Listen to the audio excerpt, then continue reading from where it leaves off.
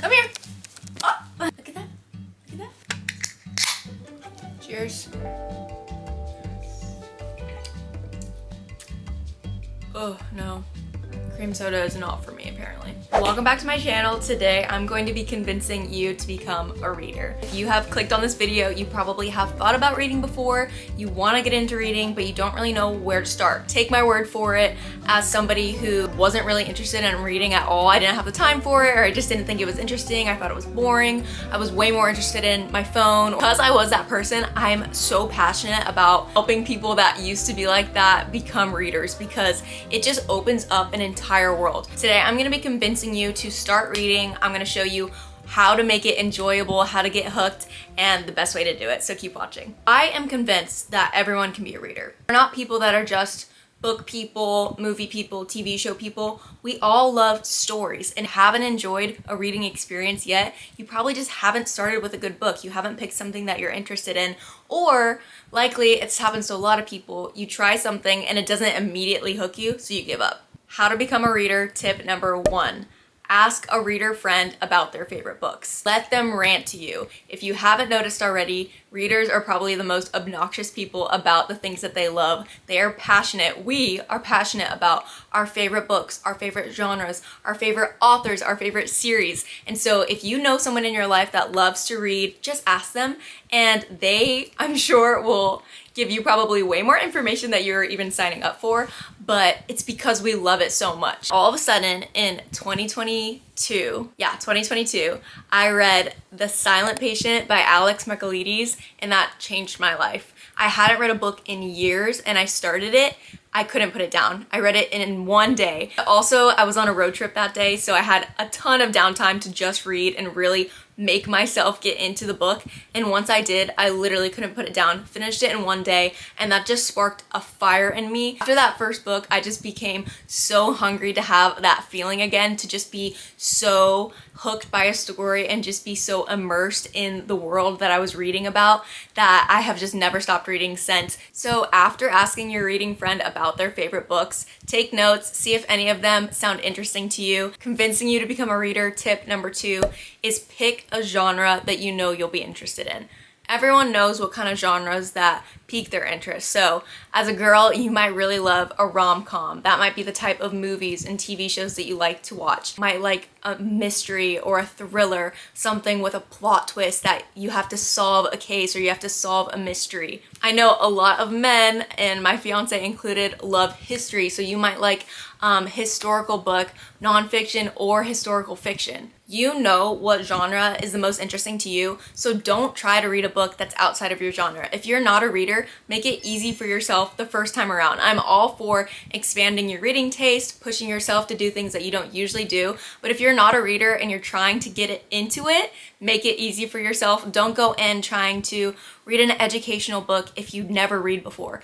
You have to make reading fun at first, and then it's a lot easier to push yourself to go outside of your usual genres. When I first started reading, like I said, The Silent Patient was a mystery thriller, and so I knew right away that mysteries were something I love. I grew up reading a ton of young adult or children mystery books, and so I knew right off the bat that this was something interesting to me. It had been recommended to me by somebody. I read the description. I knew it was something that interested me, and that also helped me push through. I knew that it came highly recommended by someone, so I knew I wasn't going to be disappointed by the ending because someone had already recommended it highly to me. But at first in my reading journey, I was really only reading mysteries and thrillers, and then I found romance, and I love those as well. But I really, for the first few months, maybe even the first year of my reading, I really just stuck to mysteries and romance.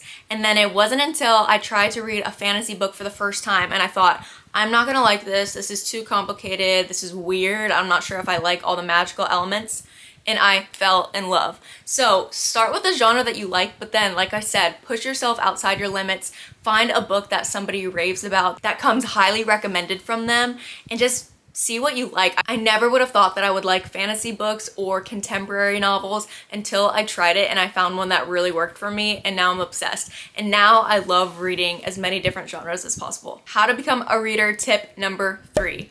put your phone down. I think all of us can agree we want to spend less time on our phone. And it's not going to work if we just put our phone away and just sit with ourselves. To start a new habit, you have to replace a bad habit with a good habit. So you can't just put your phone down and hope that you find something else to do. You have to put your phone down and replace it with something else. Reading is one of the best forms of entertainment. It sucks you into a world like no other. It is such a refreshing form of entertainment because unlike scrolling on your phone where you're kind of half paying attention, reading requires all of your attention. It requires your imagination. It requires you to think deeply and to feel deeply. I'm serious. There is something so healing about being able to be away from your phone for hours on end because you were so focused on something else. It feels like freedom. So putting together steps 1, 2, and 3, you need to text or ask your reader friend for a good recommendation. And in the recommendation, tell them what kind of genre you think you'll be interested in and take the recommendation that fits your genre. So that's steps 1 and 2. And then step number 3, take the book and put your phone away. Set a timer for 30 minutes on your phone, put your phone in another room, and dedicate 30 minutes to reading into this book. So many times people try to read and they only read 5 pages, 10 pages. They only devote 5 minutes, 10 minutes to reading the book, and then they're not interested in it. Most books are 300, 400 pages, and so they're not gonna get into the interesting conflict or the interesting plot of the book in the first few pages. You need to allow the author to ease you into the story, to ease you into the world building for it to get good. So if I still haven't convinced you, I want to explain to you the benefits that I myself have experienced in becoming a reader. 1, you feel like a kid again. Reading my first fantasy novel felt like going back to being a kid again and watching the Divergent movies for the first time, or the Hunger Game movies, or the Maze Runner movies. And also the common theme with all of those series is that they were books. And so some of the best stories that we love to watch were originally books. And I know you've heard it said when people watch a movie and they're like, oh, the books were better. And it's because there's nothing like having the world in your head. Being fully immersed in a imaginary world truly does feel like the magic of being a kid again. Benefit number 2, you will be proud of yourself for not only being on your phone all the time. If anything, if you're not gonna read for enjoyment, read for self-betterment. You will feel so proud of yourself that you can be able to detach from your phone, and you might even find that you enjoy it. It might be difficult for the first few times, but just keep it going. Just like all habits, you have to work at them first before they become routine. Number 3, you will feel more intelligent to yourself and to your friends around you for being a reader. This is not a pat on the back, but there is something interesting about seeing someone who is a reader. Someone who is well read is a great quality to have. It stretches your brain. It requires you to learn new vocabulary. It requires you to use your imagination. It really is a beautiful thing because it is equal parts fun and equal parts learning. And again, that's not even like a humble brag on my part. I know that when I see someone who's reading like a genre that I feel like I can't get into, I'm like, wow, that person is so intelligent. Like, they have really good taste in books. If anything for yourself, you'll just feel more intelligent that you're stretching your brain. Number 4, the benefit of being a reader, you'll have books to decorate your space with. You know how it is. You want to put books up in your house, but if you're not a reader, it feels fake. Like you just are putting books up that, no, I haven't read these before. I just put them up for decoration. You get the enjoyment of reading the book and you get the enjoyment of using them as decoration. And a house with books in it, a room with books in it is just so much more interesting, okay? Benefit of being a reader, number 5, and this might be the most important one, you make connections with people that you normally wouldn't have. I can't tell you how many conversations I've had with people that I don't think I have anything in common with. Maybe they're in their 30s or their 40s, their moms, their dads, but we've read the same book and it instantly just opens up conversation. Readers are so passionate about what they read. The conversation is hardly ever stale because people are so opinionated about what they thought about the book and they want to talk to somebody else about it. It is so cool how books just bridge gaps between ages and generations,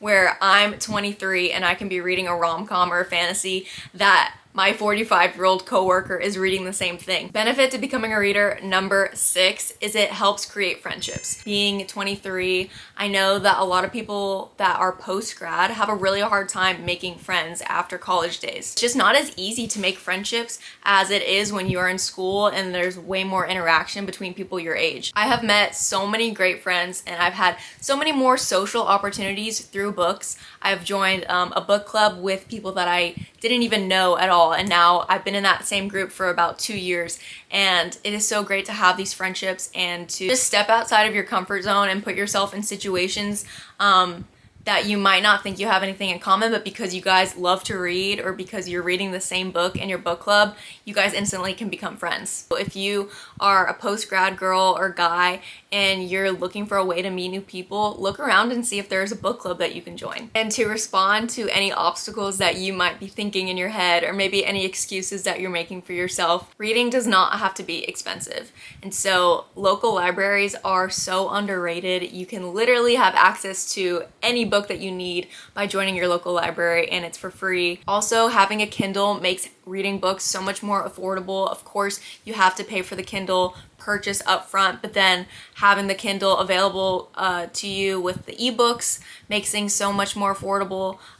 Kindle also has something called Kindle Unlimited, where you pay $12.99 a month and you get access to all of the books that are in Kindle Unlimited, which is just hundreds of free books that you can download every month. There's also an app called Libby that connects to your library card, and you can also have free access to ebooks and audiobooks on there. I found so many audiobooks through Libby that it's just so nice to be able to access them for free, and it just works the same way as a library would, where you request it and put it on hold and then you get access to it. Also, if you're a Spotify user like myself, Spotify now offers free audiobooks with a premium membership, and that has been a game changer to me, to be able to listen to audiobooks and listen to music and podcasts all in the same app has been so cool. There are just so many like pop culture things that you're missing out on. Like seriously, you just gain access to all new worlds and all new corners of the internet, like booktube and booktok and bookstagram. Literally, my Instagram reels is like all book related memes, and I love it. I wouldn't have it any other way. I hope through this short video I have convinced you, or at least pushed you a little bit closer to trying out reading. Like I said over and over again, if you try and you're not instantly hooked, keep trying. I promise you can get there. Try another book, ask for more recommendations, and you can become a reader. I really truly believe that everyone is a reader because we all love stories. If you are looking for book recommendations, subscribe to my channel. My whole channel is about books, and I go through reading vlogs showing you what I'm reading currently. I do book reviews. I've tier ranked all the books I read in 2024, and I also might make a follow-up video to this with books I recommend for people who are getting into reading for the first time. If that's something that you'd be interested in, please comment below. Please like this video and subscribe so I can keep making more videos about books. Bye, and hopefully I'll see you in a video very soon.